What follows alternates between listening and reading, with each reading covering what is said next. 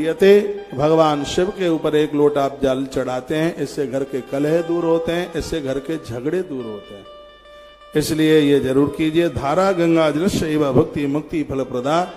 जो भगवान महादेव के ऊपर गंगा जल चढ़ाते हैं, मृत्यु के समय में पांव में कांटा लगे उन्हें इतना भी कष्ट नहीं होता। नहीं तो मरते समय इतनी तकलीफ होती है कि 20 करोड़ बिच्छू डंक मार रहे हो, और जन्म लेते समय इतनी तकलीफ होती है कि 10 लाख बिच्छू डंक मार रहे हो। तो जन्म और मरण के इस दुख से बचने के लिए इस ग्रंथ में लिखा है, धारा गंगा जल शैव भुक्ति मुक्ति फल प्रदा। जो भगवान महादेव के ऊपर गंगा जल चढ़ावेगा भैया, उसको मरने में बिल्कुल भी कष्ट नहीं होगा। उसको भक्ति भी मिलेगी, शक्ति भी मिलेगी और उसे मुक्ति भी मिलेगी। गंगा जल के द्वारा पानी का दोष समाप्त हो जाता है। अपने घर में गंगा जल रखिए। देखिए वैष्णव किसे कहते हैं, इसके पास 4 चीजें लिखने लायक बात है। जिसके घर में 11 का एकादशी का व्रत होता है उसे वैष्णव कहते हैं।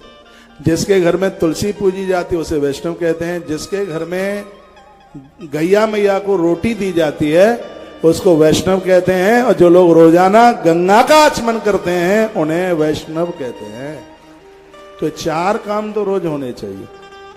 11 का व्रत घर में कोई न कोई करे। गौ माता को चंदिया रोटी, घर में से एक फुल्का एक रोटी निकले। लेकिन आप 1 नंबर के कंजूस हो, अपने लिए बड़ी बड़ी रोटी बनाते हो, गैया के लिए इतनी छोटी सी बनाते हो। गैया के लिए बड़ी रोटी बनाइए, अपने लिए भले ही छोटी बनाइए। गैया के लिए इतनी बड़ी रोटी बनाओ कि एक रोटी में आदमी का पेट भर जाए। उसके ऊपर थोड़ा गुड़ रखो, उसके ऊपर और हो जाए, बच्चे विवाह के लायक हो रहे हैं, बहू नहीं मिल रही है तो थोड़ी उसके ऊपर चने की दाल बिना छिलके वाली रखिए, थोड़े गुड़ की डेली रखिए, फिर रोटी को ऐसे मोड़ दीजिए और गैया मैया को खिला दीजिए। घर की पहली रोटी गाय के लिए। ये चंदिया कब से चली है सुन लो। एक बार पुष्कर तीर्थ में मीटिंग हुई, महात्मा लोग पुष्कर में बैठे और ये कह रहे थे कि लोगों ने यज्ञ करना बंद कर दिया। यज्ञ देवताओं की आहुति है, देवता लोग यज्ञ से भोजन करते हैं, इसलिए तो इतना बड़ा यहां यज्ञ हो रहा है। यज्ञ से देव तृप्त होते हैं।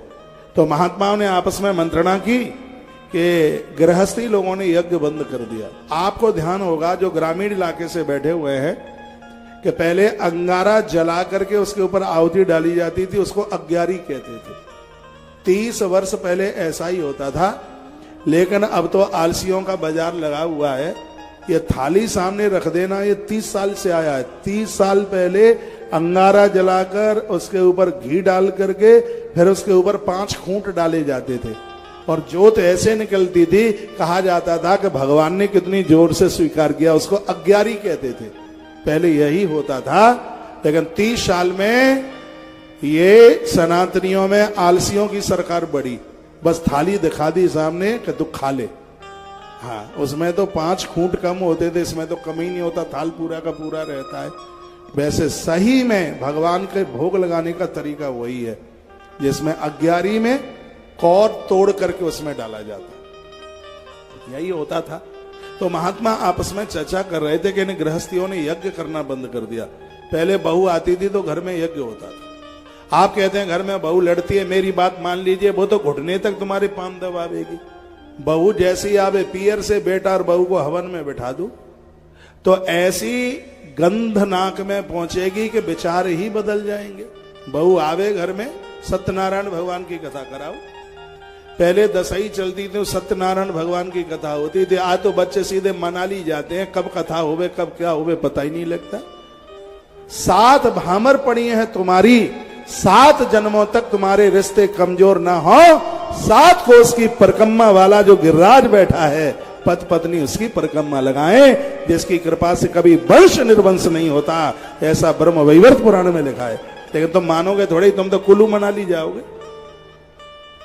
गोवर्धन की परिक्रमा करो, विंध्यवासिनी माता का दर्शन करने के लिए जाओ, चित्रकूट में कामदगिरी भगवान का दर्शन करो जो वंश वृद्धि करते हैं।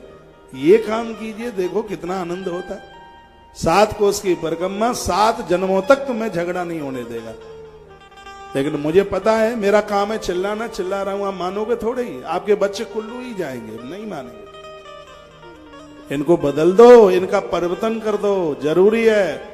मैं उपदेशक बन के आपको नहीं बोल रहा हूं, मैं तो प्रार्थी बन के प्रार्थना कर रहा हूं। प्रार्थना ही है बस, बचा लो कैसे भी परिवार को, समाज को बचा लो, बहुत ज्यादा जरूरी है। एक बार जयकारा लगाइए, बोलो शंकर भगवान की जय हो, श्री हनुमंत बलवंत भगवान की जय हो, आज के आनंद की जय हो। जो भगवान का भोग लगाते हैं, जिन घरों में नित्य भगवान का भोग लगता है, राम जी शांति रूपी सीता और बैरागी लक्ष्मण के सहित उस घर में रहते। तुम ही निवेदित भोजन करही, प्रभु प्रसाद पट भूषण धर। जो भगवान का भोग लगाकर जिन घरों में रसोई आरंभ होती है, उस घर में तो आनंद ही आनंद होता है। तो यजन की जो यज्ञ की बात कही, तो पुष्कर में महात्मा बैठे हुए थे और कह रहे थे कि लोगों ने यज्ञ बंद कर दिया है, देवता तृप्त हैं, देवता तृप्त हैं तो वर्षा नहीं हो रही, पानी ना गिरे तो अन्न कैसे पैदा हो, अन्न पैदा ना होवे तो फिर लोगों का जीवन कैसे चले, अब क्या करें। तो उनमें एक महात्मा बैठे थे, सुनिए, उन महात्मा का नाम था असित। इधर बड़े अच्छे अच्छे श्रोता बैठे हैं, आनंद हो रहा है। सांकुरी वाले मुरारी लाल जी भी आ गए, यहाँ तो है, बैठे हैं, किधर बैठे हैं, अभी तो बैठे, हाँ उधर है, श्री राम ज्वेलर्स वाले। मैं आपको पूछ रहा था, बैठिए, तालियां बजाइए हमारे भक्तों के लिए। आप क्या चिन्ह, कैसा लग रहा है, मोती रख दिए चिन चिन के, मोती। हम हंस नहीं हो सकते, लेकिन ये सब मोती है, मोती। बहुत अच्छा लग रहा है, आनंद हो रहा है, सकून मिल रहा है। असित नाम के महात्मा खड़े हुए, उन्होंने कहा कि देखो ऐसा करो, गौ माता में पूरे देवता विराजित है, सगरे देवता गैया मैया में बैठे हैं। ये गृहस्थी लोग यज्ञ तो करते नहीं है, तो इस बात का प्रचार करो कि सबके घर में से एक एक चंदिया, एक एक रोटी गैया मैया के पेट में जावे। गौ माता के पेट में जाएगी रोटी तो सगरे देवता तृप्त हो जाएंगे, और देव तृप्त होंगे तो पानी खूब गिरेगा। तो इन महात्माओं ने घर घर, गली गली, मोहल्ले मोहल्ले प्रचार किया, सबके घर से पहली रोटी गौ माता को निकले। तब से लेकर के आज तक गौ माता के लिए रोटी निकल रही है। एक बात और सुन लिए, ऐसी गैया मैया है जिसको सूतक पातक नहीं लगता। जन्म लेने पर या मरणासन्न में आप देवताओं को नहीं छू सकते, लेकिन गैया मैया को छूते हैं। सूतक के समय पर आपके घर का पानी कोई नहीं पीता है, सूतक के समय पर आपके घर की रसोई भगवान को समर्पित नहीं होती, लेकिन सूतक के समय पर भी आपके घर की रोटी गैया मैया के पेट में जाती है। सूतक पातक से मुक्त गौ माता को रखा गया, ध्यान से